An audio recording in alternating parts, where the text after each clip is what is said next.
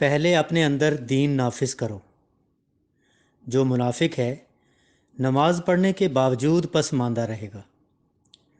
کلام خدا اس آدمی پر اثر نہیں کرتا جو متقی نہ ہو۔ ایک آدمی جس کا رزق حرام ہے اگر وہ دعا کرتا ہے تو کیسے منظور ہو؟ جو عبادت کرتا ہے لیکن اندر کا باطن کا شر نہیں نکالتا، اس کی عبادت کیسے منظور ہو؟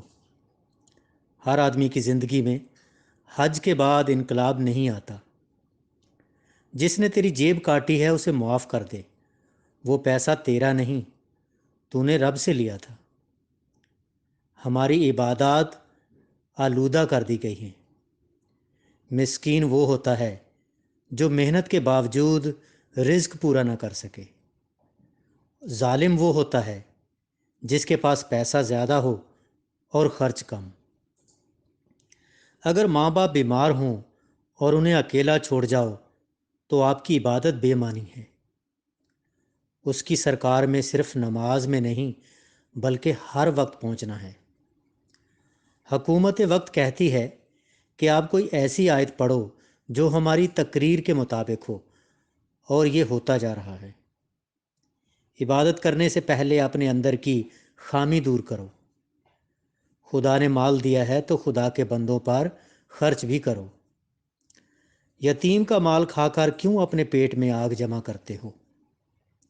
خمیر اور ضمیر میں جو جھوٹ آ گیا ہے اس سے بچنے کی کوشش کرو۔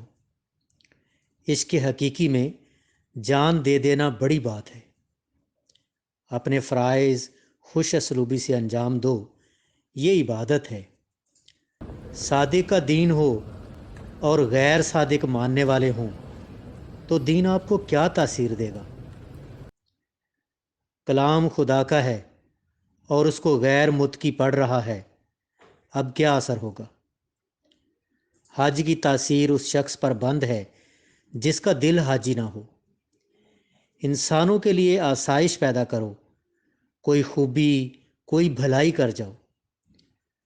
آپ نے اپنی ذات کی ٹوٹل اصلاح کرنی ہے۔